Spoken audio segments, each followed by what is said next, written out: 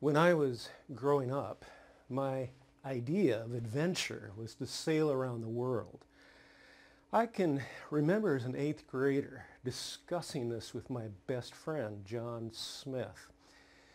In my head, it looked something like the photo you're seeing here. Well, it never happened. Like my father and his father before him, I got married, I started a family, I went to work. Kind of like George Bailey in that great old film, It's a Wonderful Life. Now, don't get me wrong, I'm glad I got married, and I'm still happily married to that great woman who said yes over 40 years ago, and I'm glad I started a family. We have 4 adult children and 10 grandkids. But to be honest, in the mind of an 8th grader, adventure on the high seas and the prospect of staying in the tiny everyday town of Bedford Falls were 2 very opposite things.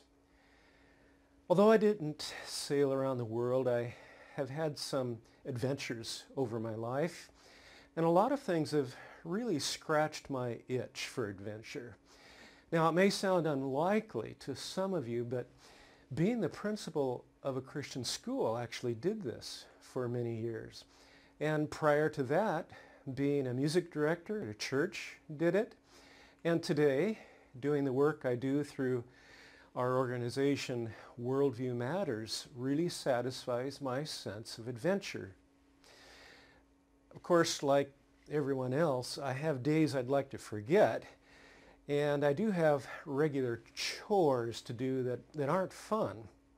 But for me, when I'm truly aware that I'm fitting into something much bigger than myself and much bigger than the work itself, and I'm aware that I'm fitting into something that's even bigger than the universe, now that's when my sense of adventure really kicks in. When I make the connections between my everyday work and the gifts and abilities God has given me, as well as the people He has put into my life, when I make intentional, conscious connections between all that and the purpose God has for the earth and all that it contains, that's when my sails are really full of wind. And the nice thing is, I don't have to leave Bedford Falls to experience this. In this view of things, I'm able to bring extraordinary meaning to all things ordinary. Yes, I've had the experience of lacking a sense of purpose in my work. For several years, I had a job that carried very little meaning for me. I knew there was some significant connection I needed to make. It was a connection I had yet to discover. Without a conscious sense of meaning and purpose in what I was doing, it was really hard for me to get out of bed in the morning. At the time, I hadn't learned a big secret, namely, we don't find meaning in our work. We bring meaning to our work. Now, this is a critical point. In fact, it's so critical, I'd like to reinforce it with the help of Bonnie Wurzbacher, an acquaintance of mine who at the time I interviewed her was working for the Coca-Cola Company as the Senior Vice President of Global Customers. Let's listen to Bonnie. You don't get meaning from your work, you bring meaning to your work.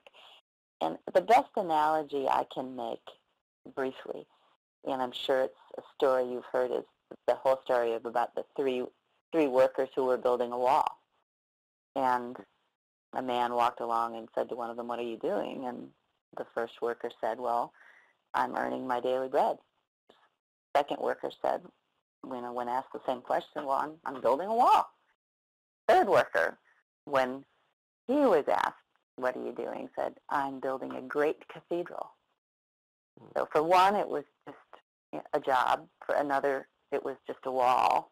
But for the third, they were able to bring meaning to, in this case, what one would see as a very menial task. And I would say that until I understood the theology of my work and truly understood and embraced a biblical worldview that says there is no secular and sacred split, and until you get that and can bring that to your work by understanding how what you do fulfills and advances God's purposes for the world, you can't bring that meaning to it.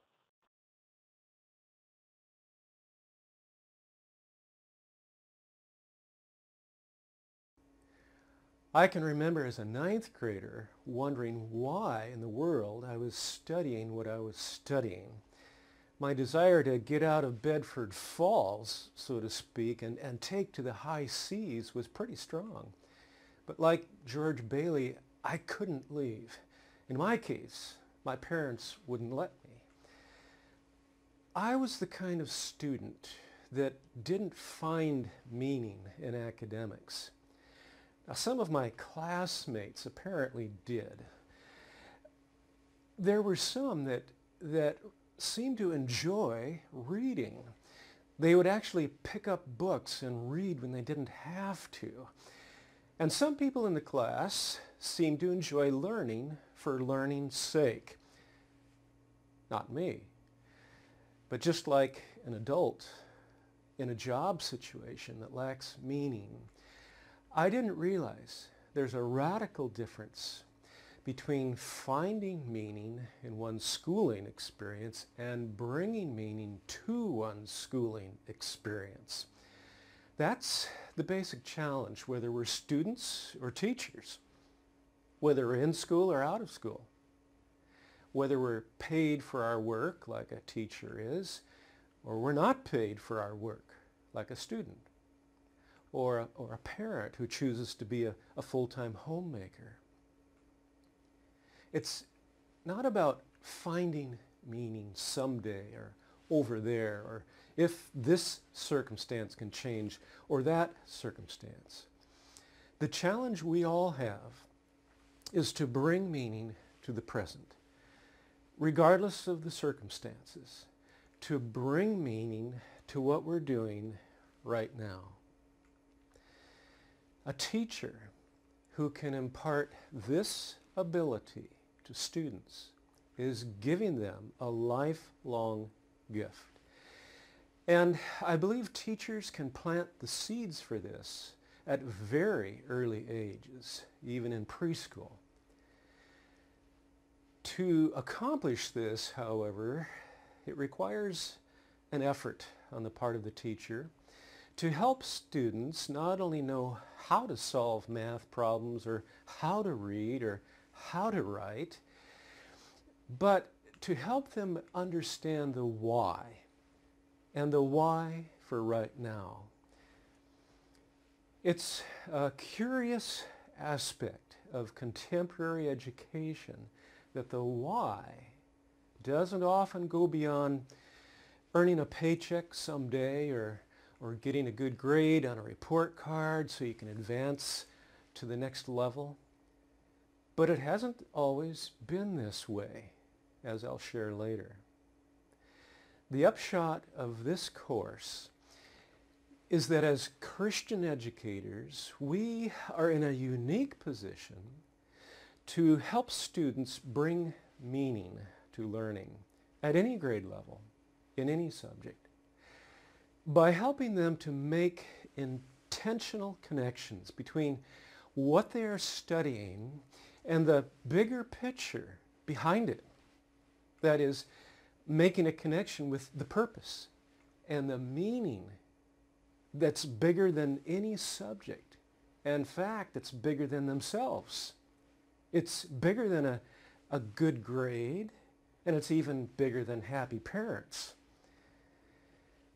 In teaching this skill to the next generation, that is the skill of bringing meaning to learning, we educators can do something truly significant, not only for individual students, but for the future of every Bedford Falls in the nation and way beyond those communities.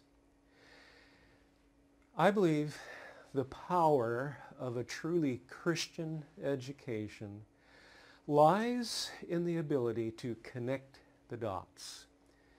Not just connecting the dots between math and science or between history and art, but connecting the dots to the bigger picture of God's purpose for creating people and for creating things. Connecting the dots with God's intention for the totality of life in the here and now.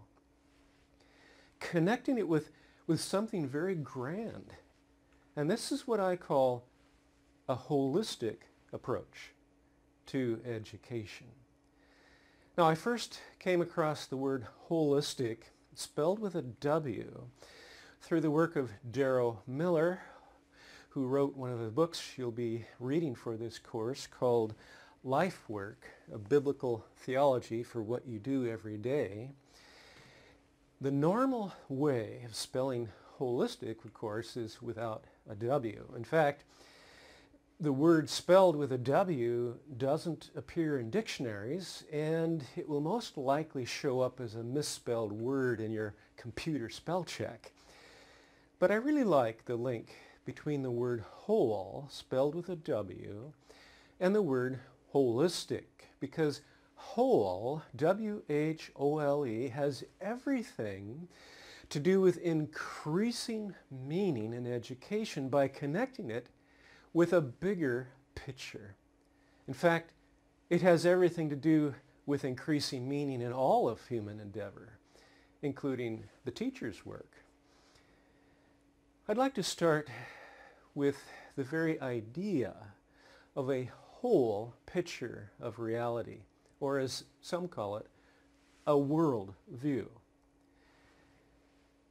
Some people have said that the word culture is the second most complicated word in the English language, right after the word nature. I think if I were to suggest the third most complicated word in the English language, it would be the word worldview. And because this word is so slippery and it means different things to different people, I'd like to spend some time defining it so we're all on the same page. It's really critical to the whole course. But before I define it, I'd like to illustrate the effects that a worldview has on the way people think and on the way people behave. Let me illustrate the effects of a worldview through a visual exercise. Take a look at this small photo. It's part of a larger picture, but I've blacked out the bigger picture. My question to you is, what are we looking at? What's the truth about this piece? What's the meaning of this photo? When I show this small part of a larger photo to live audiences, I get a number of different responses about what people think they're really looking at. Some people think it's a view of planet Earth from out in space. Some say it's a waterfall. And other people see different things. The fact is, it's really difficult to know for sure what you're looking at, apart from seeing the larger picture.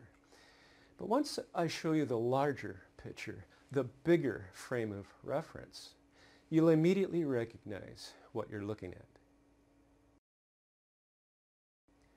Let's try another one. What's the meaning of this? Again, I get different answers. But it's the big picture that really brings meaning to the small piece. The point here is that we interpret smaller things in light of larger wholes. That's just the way the human mind works. Now we're getting closer to the significance of the word holistic when it comes to education. We're getting closer to how a holistic approach to education can enable students and teachers to bring extraordinary meaning to ordinary academics. A worldview provides a larger frame of reference that can enable people to make sense out of things and to bring meaning to anything, whether those are math things or science things, history things or art things. And now let's take a look at the process in reverse. That is, let's start with the big picture first and then move to the smaller piece. Take a look at this. Try to capture the contours of this image in your mind. Look at the barn, the shape of the roof, the fence line, the trees. Remember the foothills, the clouds, the sun. Allow every detail to be burned in your memory. Now there's one part of this picture I'd like you to especially remember. It's the part I'm circling now. The foothills in the distance. Memorize this part as best you can. Now let's test your memory. I'd like you to describe in as much detail as you can the picture you just saw over the next 30 seconds. And if you are by yourself, talk to yourself. If you're with someone, talk to that person. And I'll be quiet for the next 30 seconds while you describe what you previously saw with as much detail as possible.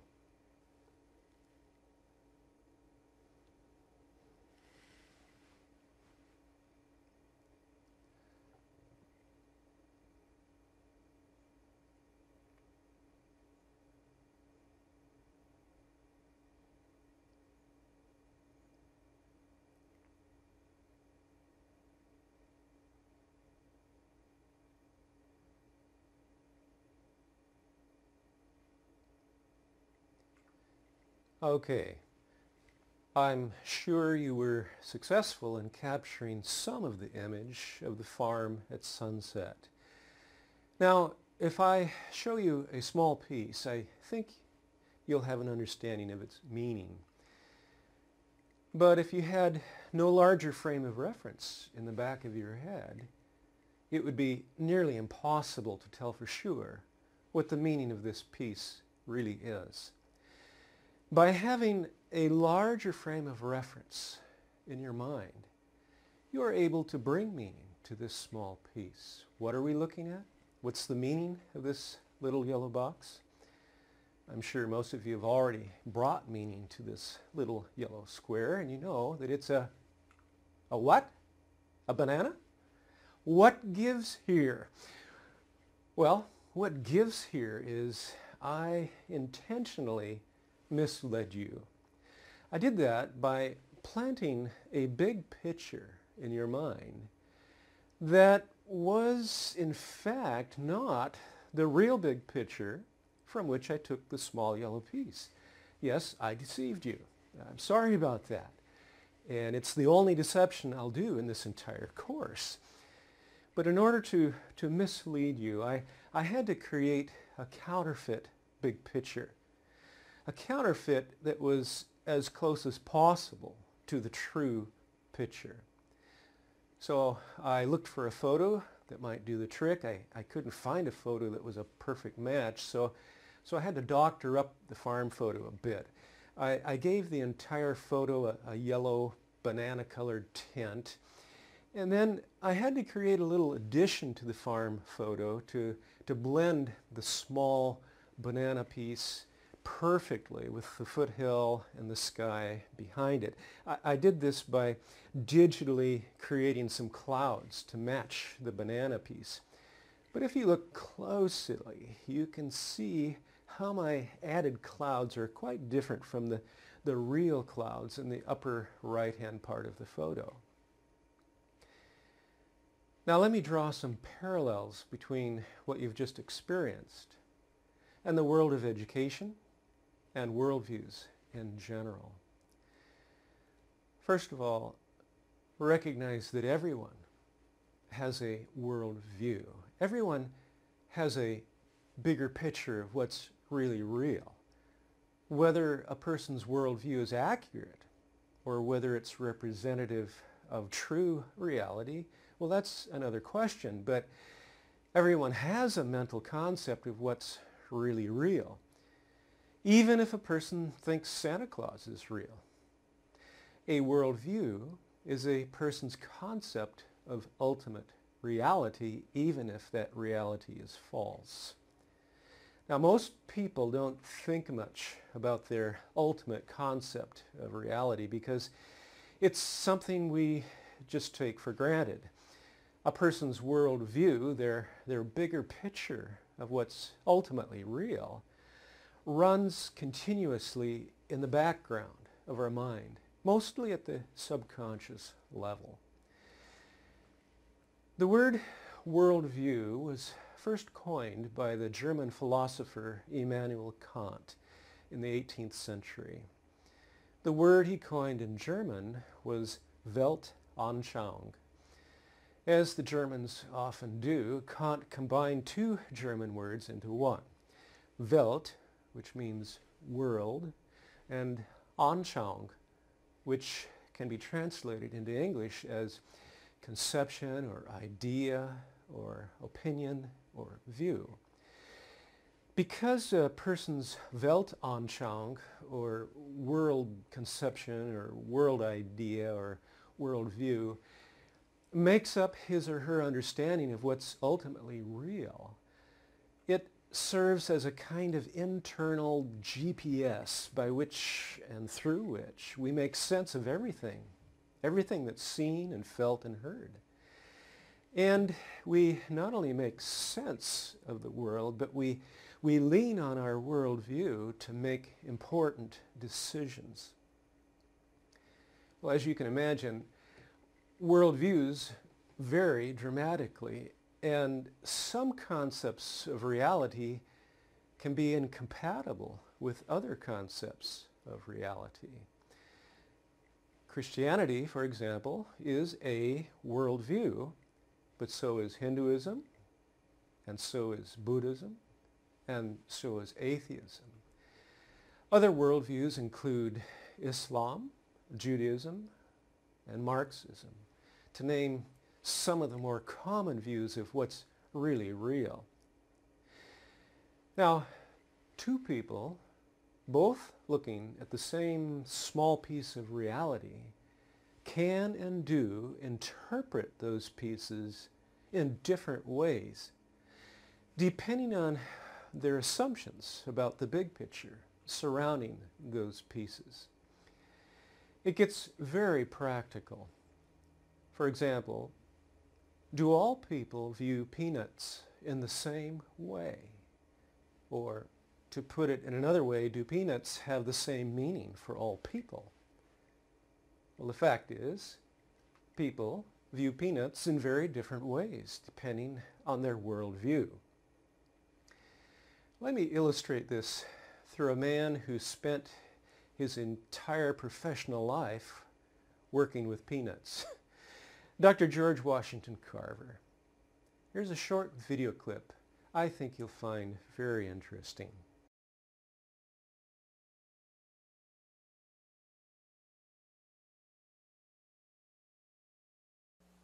George Washington Carver was born at about 1865, the son of slaves. His father was killed in a log hauling accident a few weeks after George was born. While still an infant, he was kidnapped along with his mother and sister by thieves wanting to make some money by selling them to another slave owner. Moses Carver, their current owner, sent someone after them with a good racehorse to buy them back.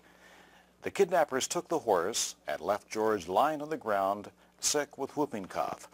His mother and sister were never heard from again. Carver's relationship with the Lord began early in life. He wrote, "I was just a mere boy when converted, hardly 10 years old. There isn't much of a story to it. God just came into my heart one afternoon while I was alone in the loft of our big barn, while I was shelling corn to carry to the mill to be ground to meal."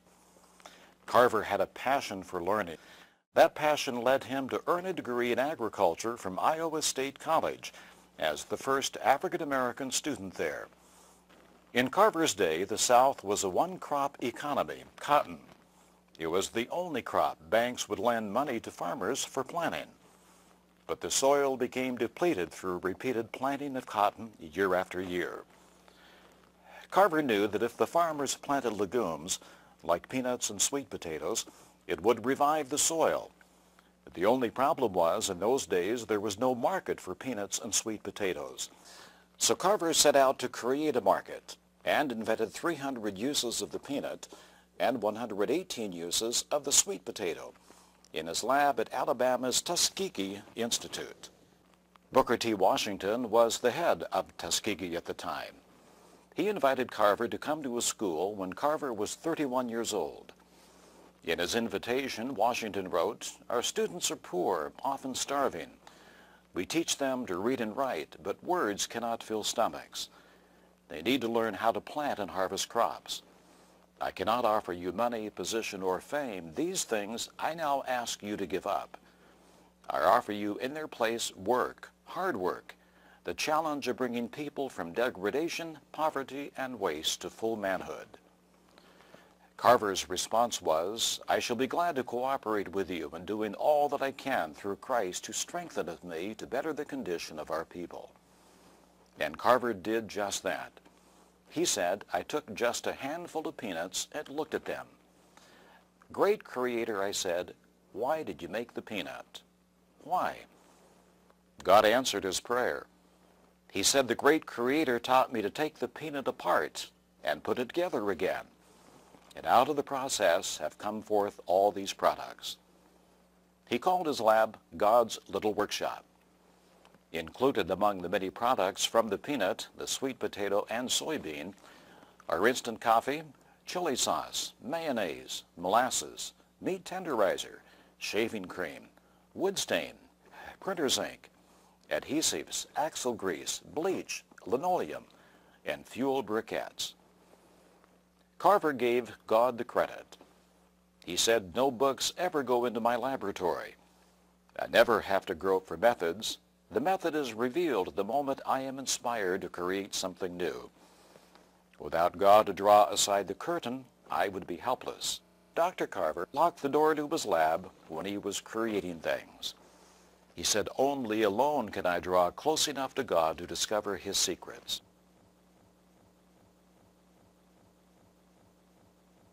In 1921, when speaking before the U.S. House Ways and Means Committee in Washington, D.C., he was asked, "Dr. Carver, how did you learn all of these things?" Carver answered, "From an old book." "What book?" asked the chairman. Carver replied, "The Bible." The chairman inquired, "Does the Bible tell about peanuts?" "No, sir," Dr. Carver replied, "but it tells about the God who made the peanut. I asked him to show me what to do with a peanut, and he did." There are two books that specifically go into Carver's biblically informed worldview. One is a book by William J. Federer called George Washington Carver, His Life and Faith in His Own Words. The other is a book by John S. Farrell called Fruits of Creation. Let me share a few quotes from these books that will help you to further understand Carver's Weltanschauung. That is his concept of the big picture of ultimate reality. "All my life, I have risen regularly at 4 o'clock and have gone into the woods and talked with God. There he gives me my orders for the day." Once Carver said, "The secret of my success? It is simple. It's found in the Bible. In all thy ways acknowledge him, and he shall direct thy paths." Clarence Mason, the director of the Carver Research Foundation, said of Carver more than 20 years after Carver died, "I have the most profound respect and admiration for Dr. Carver because he turned away from the field in which he was most skilled and best trained, botany, to work in an area which he felt he could do the most good for the people in his community, chemistry. Carver said to his friend Jim Hardwick, man who needed a purpose, a mission to keep him alive, had one. He could be God's co-worker. My purpose alone must be God's purpose. As I worked on projects which fulfilled a real human need, forces were working through me which amazed me. I would often go to sleep with an apparently insoluble problem. And when I awoke, the answer was there. To Reverend Haygood, Carver wrote, if we do not take Christ seriously in our everyday life, all is a failure, because it is an everyday affair. In a letter to Robert Johnson, an employee of a company in Ontario, Canada, Carver wrote, living for others is really the Christ life after all. Oh, the satisfaction, happiness, and joy one gets out of it. I know my Redeemer lives. Thank God I love humanity. Complexion doesn't interest me one single bit. In a letter to Reverend Lyman Ward, Carver wrote, pray for me, please, that everything said and done will be to his glory. I am not interested in science or anything else that leaves God out of it. Well, here we see Carver's way of thinking holistically about academics and about everything else in life, including plants. Carver didn't compartmentalize his faith, putting so-called spiritual endeavors into a Sunday morning box or an early morning devotional box and everything else in a so-called secular box. Carver had a truly integrated approach to faith and to all of life, including his work as a scientist, as a teacher, and as an artist. He was also a painter of fine art. Carver had the ability to connect his study of biology and chemistry to something much grander than himself, much larger than peanuts and soybeans, much larger than science itself.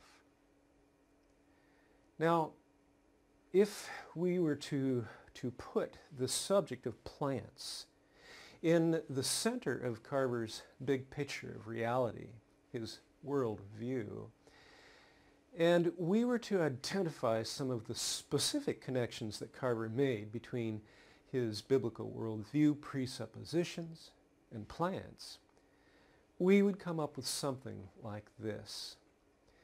Carver believed that there is a creator and sustainer of all plants.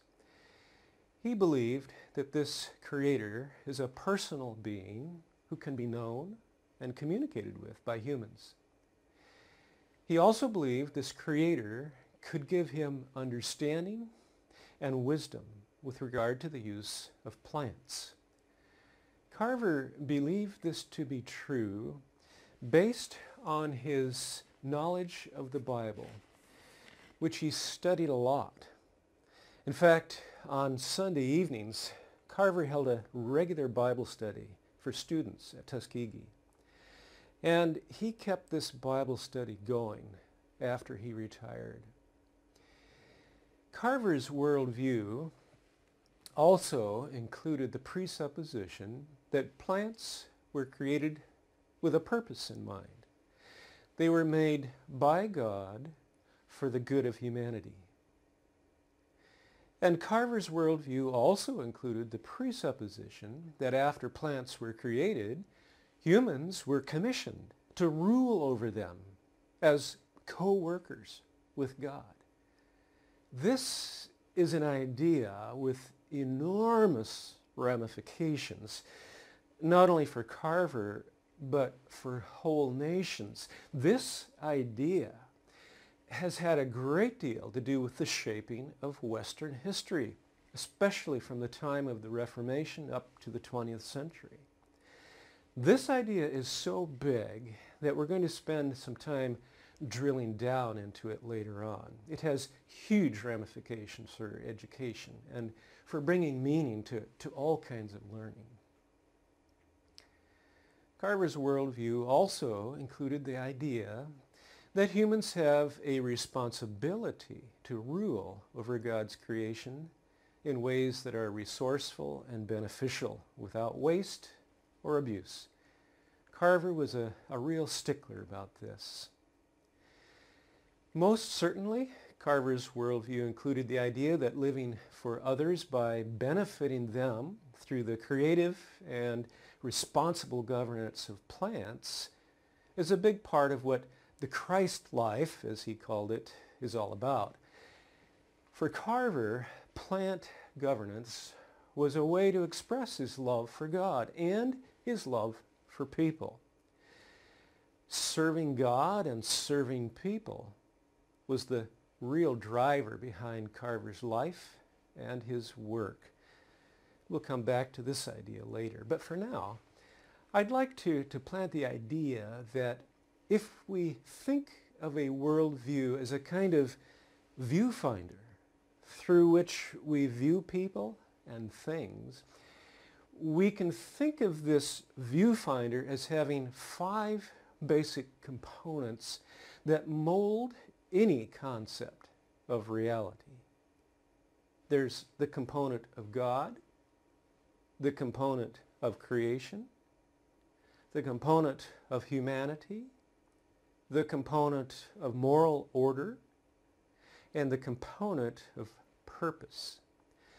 These 5 worldview-shaping components can be captured in 5 basic questions. Number 1, who or what is the ultimate authority or highest power? And what is the nature and role of this entity or force? Number 2, what makes up all the stuff of the universe? How did it get here? And is there more to it than meets the eye? Question 3, and this is a long question. Who are human beings? Where did we come from? What happens when we die? And how do I know that my answers to these questions are true? And question number 4, how do people determine right and wrong? And finally, question 5, is there a reason and a purpose for all that exists? All worldviews have answers to these 5 questions in one way or another. Atheistic worldviews, for example, address the ultimate authority and highest power question with a deeply held commitment to the belief that a personal relational God does not exist. But we have to recognize that this is a belief. It's a commitment held by faith. It's a concept of reality that's presumed to be true, just as much as a follower of Christ commits to a belief that a personal relational God does exist. You see, both commitments are commitments of faith. The God aspect of any worldview has to do with questions such as the nature of the ultimate being or entity. Is this being a personal being or an impersonal energy force?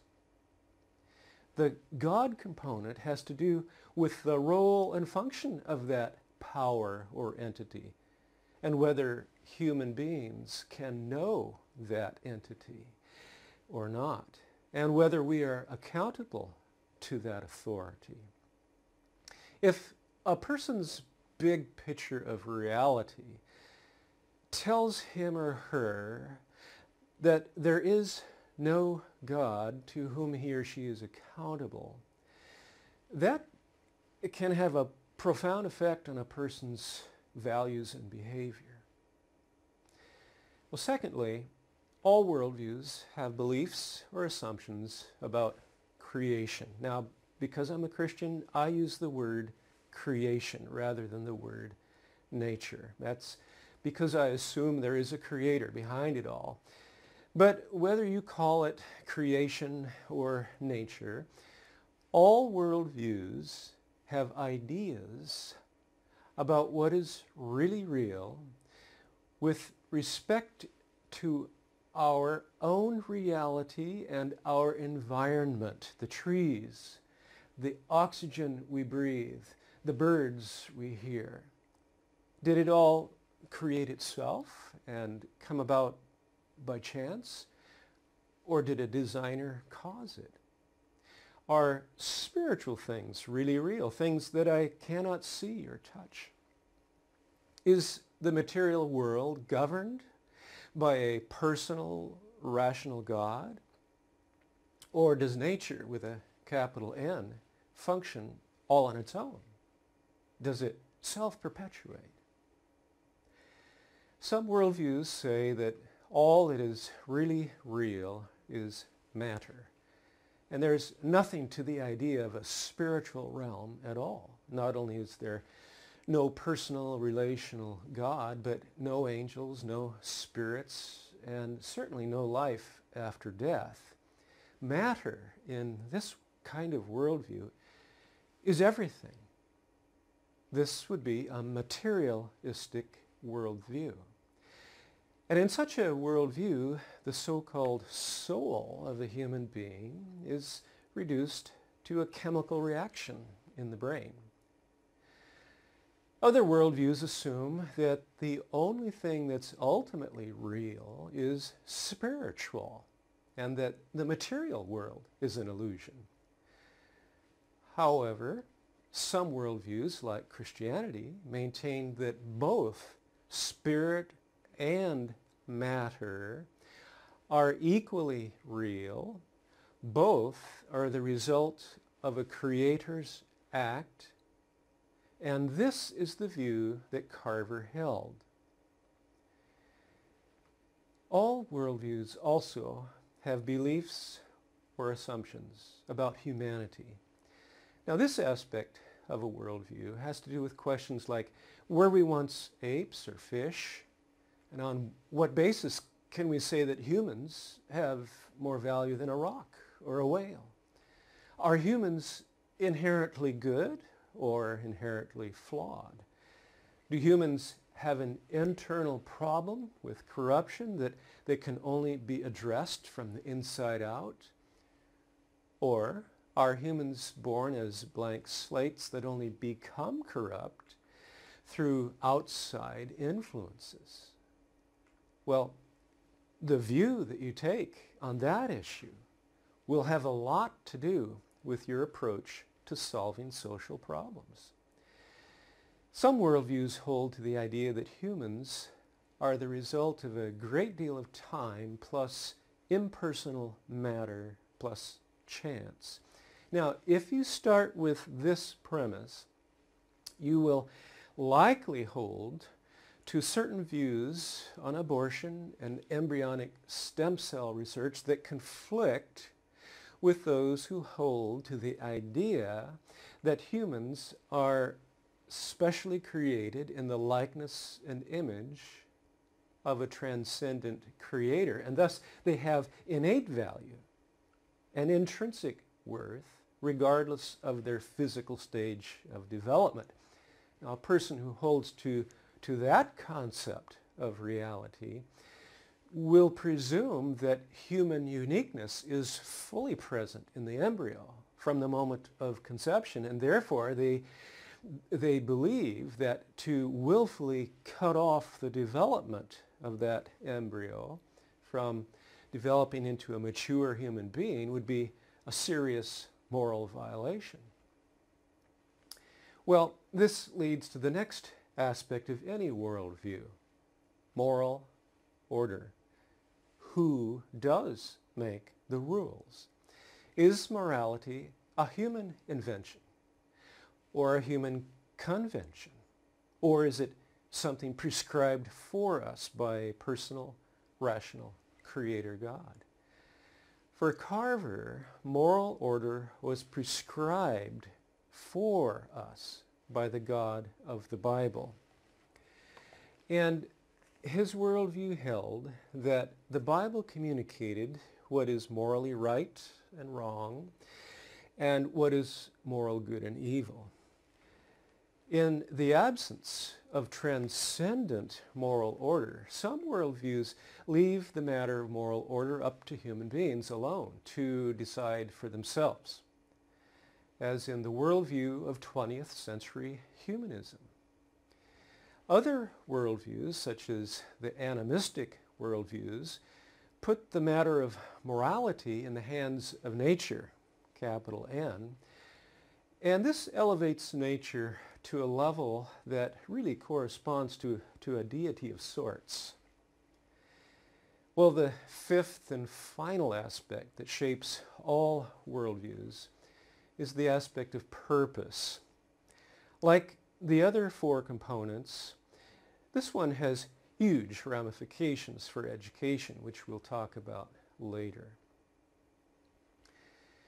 James Sire, in his book, The Universe Next Door, defines worldview as a commitment, a fundamental orientation of the heart that can be expressed as a story or in a set of presuppositions, assumptions which may be true, partially true, or entirely false, which we hold consciously or subconsciously, consistently or inconsistently, about the basic constitution of reality, and that provides the foundation on which we live and move and have our being. David Noble, in his book Understanding the Times, says the term worldview refers to any set of ideas, beliefs, convictions, or values that provides a framework or map to help you understand God, the world, and your relationship to God and the world. He says a worldview should contain a clear perspective regarding theology, philosophy, ethics, biology, psychology, sociology, law, politics, economics, and history. Darrell Miller, in his book Life Work, which you will be reading for this course, says, all of our lives are driven by a vision of some kind, but not all visions are true, nor are they equally fulfilling. Our vision comes from our worldview, how we understand the universe and our relationship to it. Our worldview shapes our values and our decisions, and it tells us what is most important in our lives. A definition I often use is one by Richard Wright, Professor Emeritus of Biology at Gordon College. His definition goes like this: a worldview is a comprehensive framework of beliefs that helps us to interpret what we see and experience and also gives us direction in the choices that we make as we live out our days. This sums it up well. Worldviews are important to consider because they have such a practical effect on choices and behavior, not only as individuals, but as whole societies. Let me give you a couple of examples, one from an Eastern worldview and one from a Western worldview. First, the Eastern. According to the Hindu big picture of reality, or the Hindu worldview, belief in karma and belief in reincarnation go hand in glove. Here's basically how it works. If you do bad things in this life, like stealing from others or being cruel, your karma dictates that you'll pay for your bad deeds in your next life. In other words, you'll suffer in your reincarnated life for the suffering you caused others in this life. It's your fate. So perhaps the woman in this picture caused suffering in her past life and was reincarnated in poverty to pay for her past deeds. If you're consistent with this worldview, then you will likely conclude that people in poverty and suffering are in that condition because their karma requires it. They have to suffer for what they did in their previous life. It's their duty. With this in mind, it's a good thing not to relieve suffering, the suffering of people in poverty.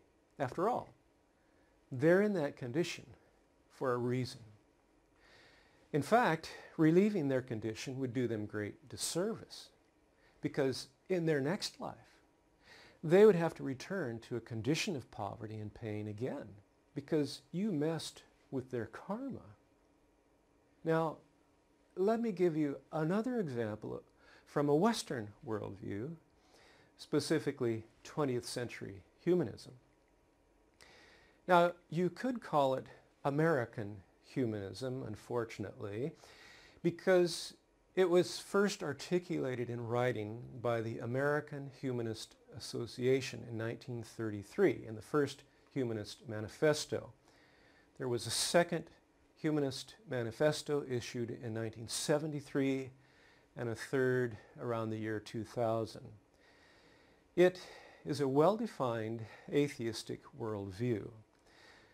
The following selections from these manifestos will give you an idea of some of the basic premises of 20th century humanism.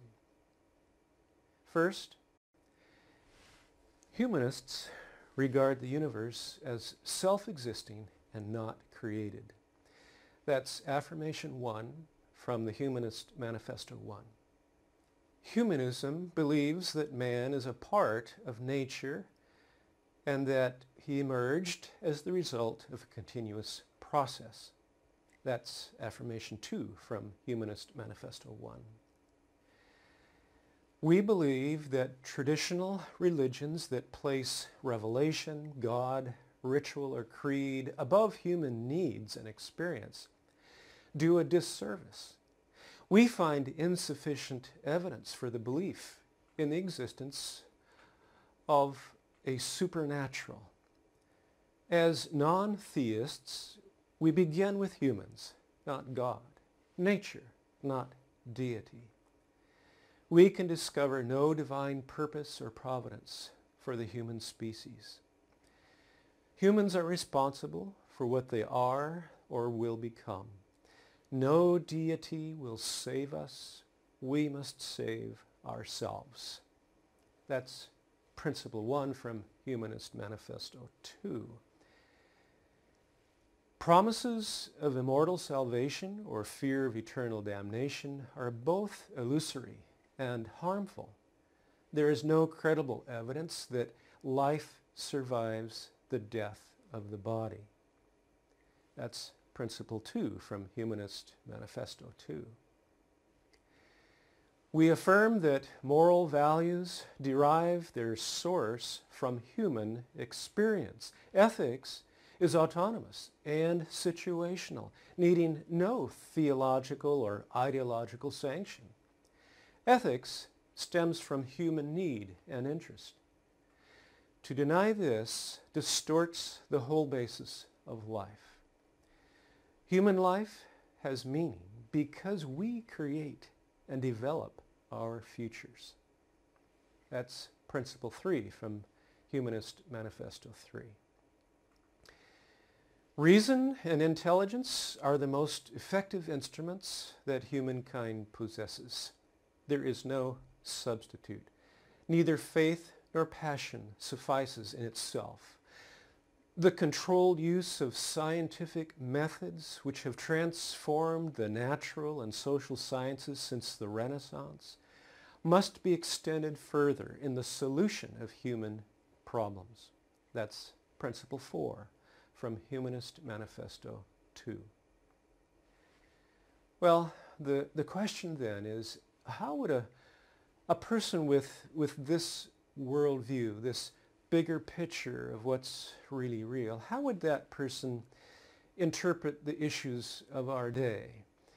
How would that person determine his or her core values that guide behavior?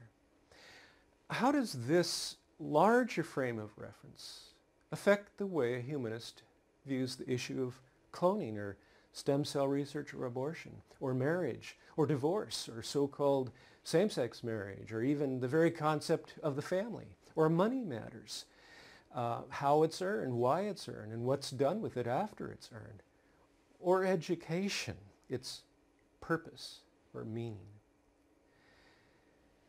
Well, if we peel back the onion a bit, we'll find that there are just three basic types or categories of worldviews.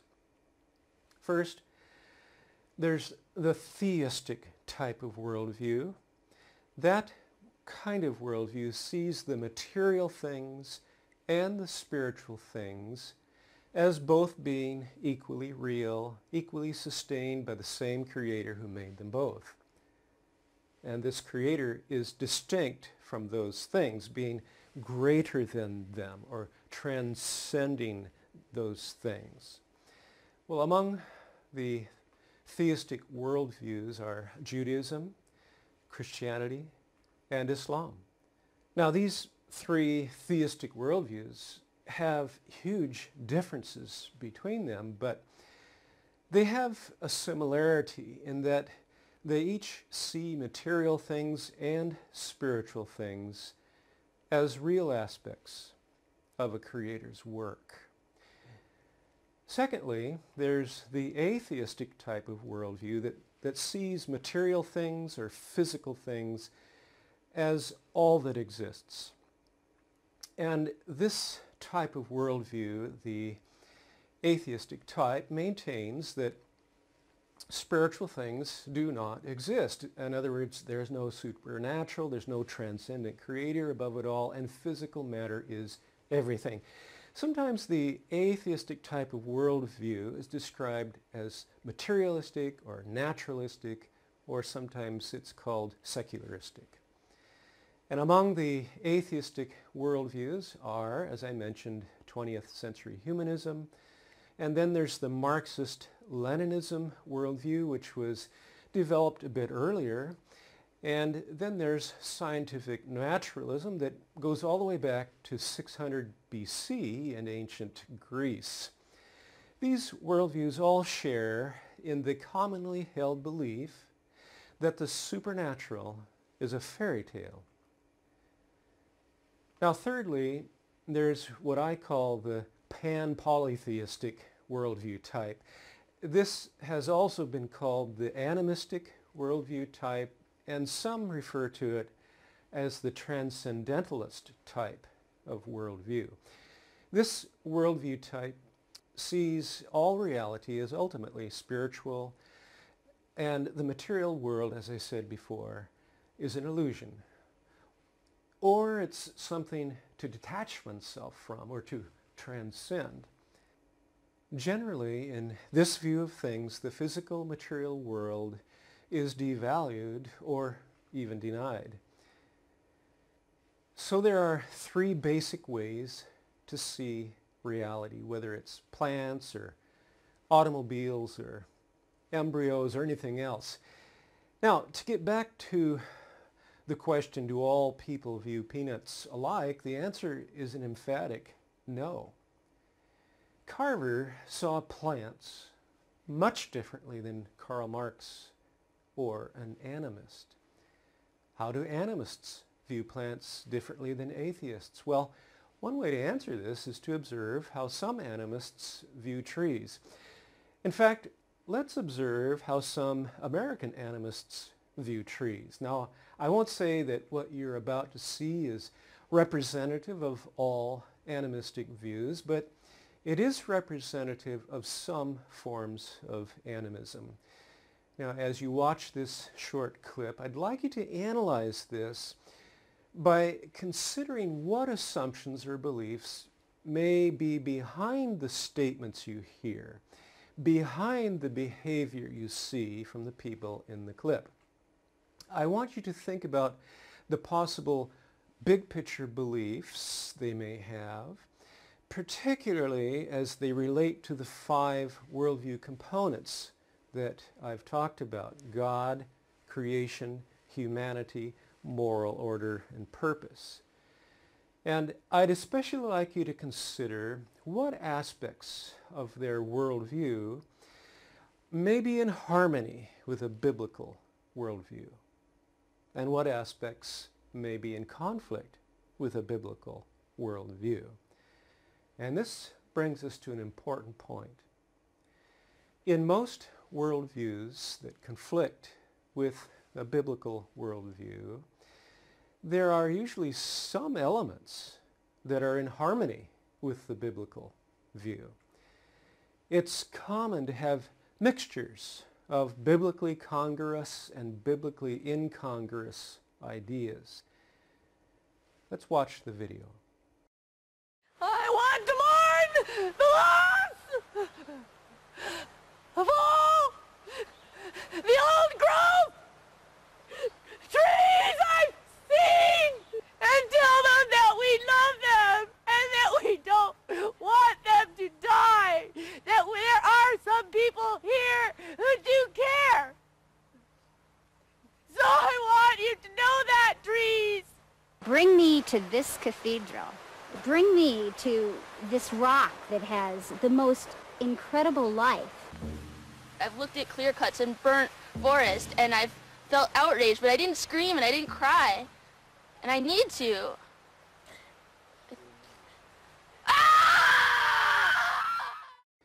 Now this scene may be a bit extreme, but it does illustrate the point that what people hold to be true about God, creation, humanity, moral order, and purpose has a very real effect on their values and on their behavior, particularly when those beliefs are carried out to their logical conclusions. Again, it's important to point out that some aspects of the worldview you just observed are in harmony with a biblically informed view of reality. For example, as Carver pointed out, we do have a responsibility not to be abusive or wasteful of the created realm. We should manage it well. People who subscribe to a biblically informed worldview really ought to be exemplary in this area. Regrettably, we haven't always been, but the people in the video you just observed have gone way beyond the matter of responsible management. They are actually worshiping nature with a capital N, and that's a big difference. An interesting question is, if Carver held to an animistic view of reality, would his life have taken a different direction than it took? Would his passion for learning have had the particular meaning it did for him? I don't think so. Carver's biblically shaped worldview provided a unique frame of reference for his engagement with biology and chemistry and for his study of plants. His biblically shaped worldview motivated him like nothing else could. He was able to bring meaning to his study and to his work because of his particular worldview. Carver wasn't building a wall, and he wasn't just earning his daily bread. He looked beyond these things, way, way beyond. He took a holistic approach to life, a holistic approach to learning, and a holistic approach to work. An approach that would not have been possible apart from this book. I once showed the Carver video to a small group of men, and one of the men present was a graduate of Iowa State University, where Carver taught in his early years as a college instructor before going to Tuskegee in Alabama. The man went on to tell us that Iowa State University is proud of the fact that Carver was a teacher there. And he told us there's a display at Iowa State showcasing Carver and his work. The man informed us that viewing the video clip that I just showed you was the first time he ever heard of Carver's Christian faith. It was absent from the Carver display on campus. My wife and I were interested to see a one-hour television program about Carver that was part of a series called Modern Marvels. The program put the work of Carver among modern marvels, and rightly so. They did a great job of telling about Carver's remarkable accomplishments with plants, but they neglected to give the whole picture of who Carver was and what drove him to do what he did and how he actually approached the process of creating products from plants. This information would have helped people to understand the real marvel behind Carver's accomplishments. Yet, this was absent from the television program, except for one brief moment. That was when they showed an interview with a former student of Carver, who at the time of the interview was an old man. The old man said Carver's faith was very important to him. And that was it. The Iowa State University showcase about Carver and the Modern Marvels television program are two examples of what it means to secularize history, to secularize science, and to secularize education. This secularization process represents a radical departure from early American education, and it represents a fundamental change in the very thinking of Western people. A change that has brought about a radical change in the education of children. We'll examine this change in sessions to come, and we'll consider how this change brought about a significant loss of meaning in education. We'll also look at how you can help to bring about a restoration of meaning to education by taking a holistic approach to learning.